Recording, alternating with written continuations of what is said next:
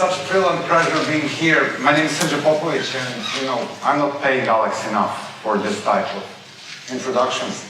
I used to be a student like you back there in dictatorship in Serbia and struggled against Milosevic, went to the government, went to the parliament, started working with activists from across the world, get inspired with what they do, try to give it some kind of sense, and here we are, talking to the bright students and the future of this country and discussing why none of the American school has an MA in human rights, which is the reason that we are very grateful for you guys for putting this event here. So today we are going to talk about this phenomenon of the social movements, the popular movements. And of course, wherever you watch, you turn your news channels and there is a bunch of people yelling and protesting, from Occupy Wall Street to Arab Spring to places like Venezuela, Ukraine. We see a lot of this phenomenon we call nonviolent struggle, but how much do we really know? What we normally see are these large tactics of concentration, but how do we get from few to thousands? This is something we've committed the last 10 years of research, and this is something I want to briefly touch with you today. So let's remember a few years ago, it was 2011, and everybody was thrilled, and we call it the bad year for bad guys. Mubarak of Egypt was down, Gaddafi was down, Saleh of Yemen was shaking, Assad was seriously challenged. Everybody was thinking that this is the beginning of the end of the dictatorships that we knew. Well, 2015, we can talk about the year of a bad hangover. Aside Tunisia, which passes through the decent transition, the majority of the Middle East is in mess. We have an even worse dictatorship in Egypt, we have civil war in Syria and Libya, we have Yemen falling apart, so what's wrong? And how do we follow up the successful nonviolent revolution with a successful transition? This is probably $1 million question, and this is something we want to really look at. Well, the speaker after me, Will Dobson, my spiritual leader, who wrote a great book, Dictators' Learning Curve, will often say, this is because dictators learn.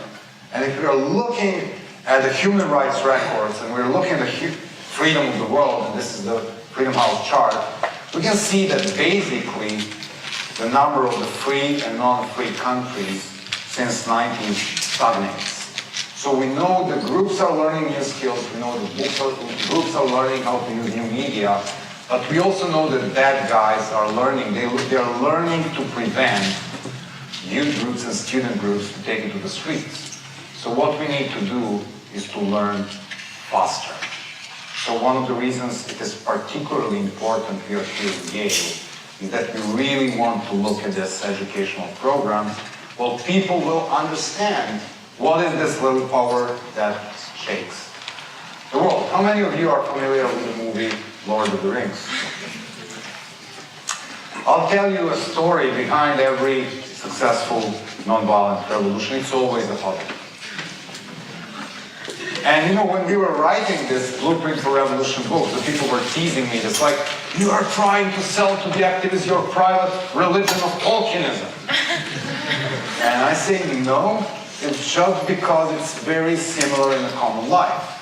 When we were starting the revolution back there in Serbia, we were just a bunch of students. Nobody ever believed, nobody was ever taking us seriously.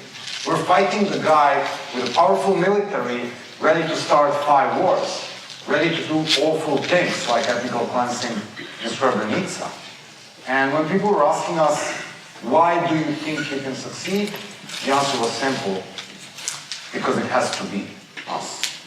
Nobody else is going to do it. Opposition is incapable, the international community is making a more mess with bombing my country. It has to be you. So are the hobbits most suitable creatures to take the big task of bringing Sauron down? No. They're lazy, they're fat, they love food, they love smoking pot. They're not really a powerful warriors that you imagine. Still, it was them who succeeded. So the story of successful nonviolent revolution is always a story of unlikely shakers. Look at the Arab Spring. It was started by a group of students. Look at the Occupy Wall Street. It was started by political nobodies, the people who think that existing political structures are either sclerotic or unable to deliver. So what do we know about these people? What do we know about the nonviolent revolution? Really, really little. Think about your education. What quantity or volume of your history books is about wars? Pretty thick. How many movies have you seen about one stupid proxy war in Vietnam? Dozens. How many good movies about nonviolent movement? One with Ben Kingsley about Gandhi, one or two about Martin Luther King. Okay, one really cool about Harvey Milk. And so your DVD collection is this thin? Our history is so full of violent conflicts. And if you're running through the 20th century history, you'll actually understand that if you look to the history from the point of consequences, it doesn't really matter. Because you can look at the First World War, and then you can look at the Second World War, and then you can look at the Cold War, and you can understand that the things which were the subject of this conflict, like ideologies of the Second World War, would you go and kill somebody because he or she is a communist now in 2015? You wouldn't. Still, it's a very thick history book of violence, and we don't know much about the real heroes of last century. Let's name some of them. Mohandas Gandhi, the guy who started Indian movement for independence, the guy who initiated the end of the colonialism, because once the biggest colonial power, Great Britain, lost its biggest colony, India, it was a domino effect. In 2015, we don't have really colonies at all. Another guy was in studies, village priest, Martin Luther King. He wasn't Yale graduate.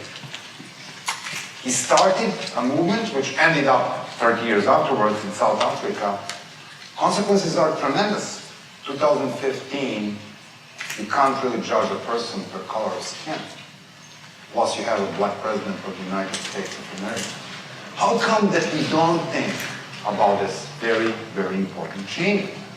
Like Walesa, the solidarity movement of Poland.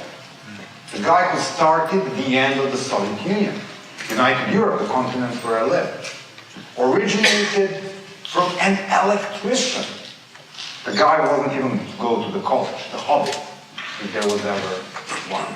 So how come that we don't know so much about these people, and what are these things we want to learn?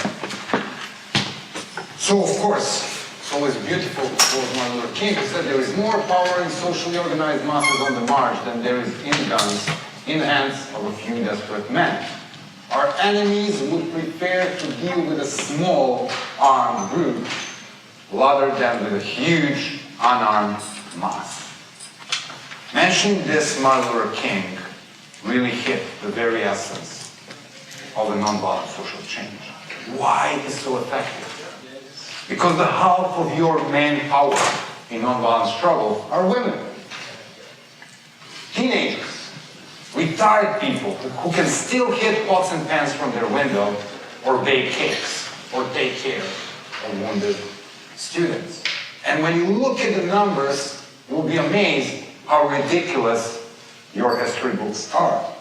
In a fantastic study written by two American scholars, Maria Stephan and Erika Chenoweth, they were looking at the 323 different campaigns in the last 100 years. Look at it from the point of effectiveness, not only morale. If you want to win in a campaign and take arms, your chances are about 26%. If you want to use nonviolent struggle, your chances are twice that big. We want to look at the outcome. We speak about dictatorships and democracies, and what comes next. You want to look at the Iraqi, Syrian, Libyan scenario? your chances of ending up in durable democracy are about 4%. You want to look at a successful transition from dictatorship to democracy? If we go through the nonviolent struggle, our chances are 41%, 10 times bigger. So how come that we know so little, and what are these things we want to stress and learn? My little organization, Canada, spent years working with activists around the world, and we learned that every single context is unique, but there are some things you want to apply if you want to run a successful movement. First of all, you need to focus on issues that matter. We call them bread and butter issues. It was the topic of the cleaning San Francisco of the dog's poop that gave the first important victory to LGBT movement and Harvey Milk. So it's very often picking the right battle. We want to talk about the principles of successful nonviolent struggle. We can talk about the unity and planning and nonviolent discipline. So however these struggles are different, the principles of success are the same. How many of you are playing video games? Okay, more. Confess. Okay, there is a thing in a video game which is called engine. So if you look at the nonviolent conflict as a video game, you can see that the status quo, the evil powers in this conflict, are fear if you're talking of dictatorship, or apathy if you're talking different societies. While the humor and enthusiasm is something you want to boost. If you want your little character or Pac-Man go through the labyrinth. How come that the humor is such an important weapon? Because humor breaks fear.